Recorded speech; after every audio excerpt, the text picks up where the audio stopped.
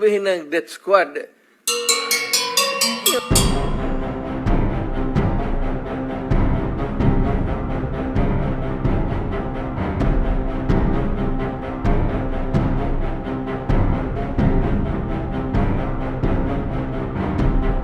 Isang senador, yan nagkakaupo dyan, si Senator De La Rosa. Death squad rin yan.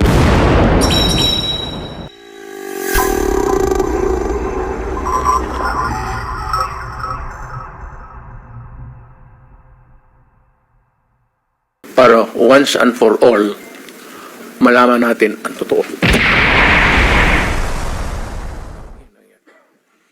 Noong na-presidente ako, ganun rin sa command conference. Diyan sa Malacanang. Yan ang utos ko. Bakit ko pagbigyan important? Mag-criminal, they go after the innocent people robbing. Mabutit na lang sana kung aakyat ng bahay. Mayor ako matagal. Aakyat ng bahay. Magnakaw, re-rapin yung bata, re-rapin yung babae, tapos papatayin. Kung ikaw ang mayor, how do you deal with the problem? Ano kaya ang tingin ninyo sa... I'm sorry to tell you, I'm sorry to express to the nation. Unforgiving ako. Hardliner. Alam nila yan. Pati pulis alam nila. They are not ready siguro to talk about it. Sinabi ko yan sa mga pulis. Putang ina kayong mga pulis. Pag pumasok kayo dyan sa droga, kayo ang mauuna. The war on illegal drugs is not about killing people. It is about protecting the innocent and the defenseless. I hate drugs. The war on drugs is about the eradication of illegal substances such as shabu, cocaine, heroin, marijuana, party drugs, and the like, as a menace which ruins people, families, communities, and relationships, and tears apart the social fabric which binds society together in peace, harmony, and brotherhood. Natala ko nagturo sa aming bayan sa Police Academy. When I was a prosecutor, to augment my income, noon bago akong kasal, nagturo ako sa police. Ang sinabi ko talaga sa kanila, when you are arresting a criminal, you are not supposed to request him to surrender. Rather, you have to overcome the resistance. However, pag ayaw, it's the duty of the police is to overcome the resistance kung ayaw mag-surrender. At kung may baril, at kung tingin mo, sabi ko sa mga police doon sa academy, mamamatay ka, barilin mo sa ulo, patayin mo at least one less criminal in the community. Yun ang utos ko. My job as president was never easy, and it was not meant to be.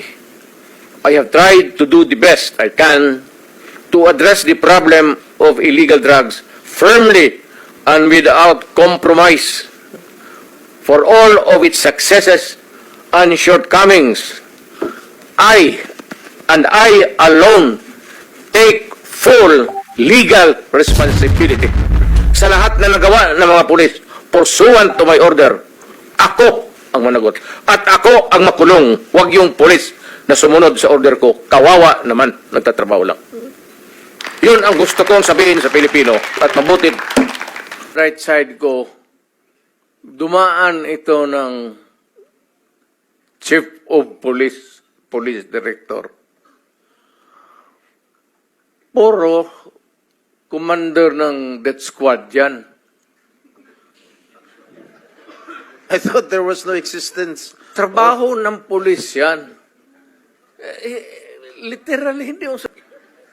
Because they were police directors handling the controlling crimes in the city. So, pag sinabi mong death squad, it's a very loose term na ginagamit mo lang parang ganon isili. Lahat yan sila, ito, si Danao, ayan o. Nagdadasal kasi sa kasalanan niya siguro.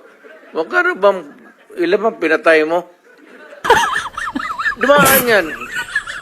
Ito, De La Rosa. Tanungin ko sila ngayon. Tanungin ninyo. Openly, lahat yan dumaan pagka-police chief. Pati yan si Gamboa. Tanungin ninyo.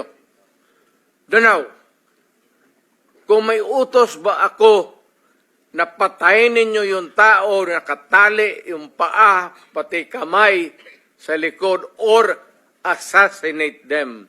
Ang sinabi ko, ganito, prangkahan tayo, encourage the criminals to fight. Encourage them to draw their guns. Yan, buhay yan. Ayan na sila, yan ang instruction ko. Pati yan si Kuy. Encourage, pati yan si De La Rosa, encourage them lumaban. Pagka lumaban, patayin ninyo para matapos na ang problema ko sa siyudad ko. Once and for all, yan ang gusto kong sabihin sa tao. I have warned all of you as your president, then, and as a private citizen now, drugs will destroy the Filipino. It will destroy my country. And I will never allow it. Maski ako, empleyado sa gobyerno o private citizen, I will do what is necessary to protect my country, my community, at yung mga anak natin. This is a matter of principle. At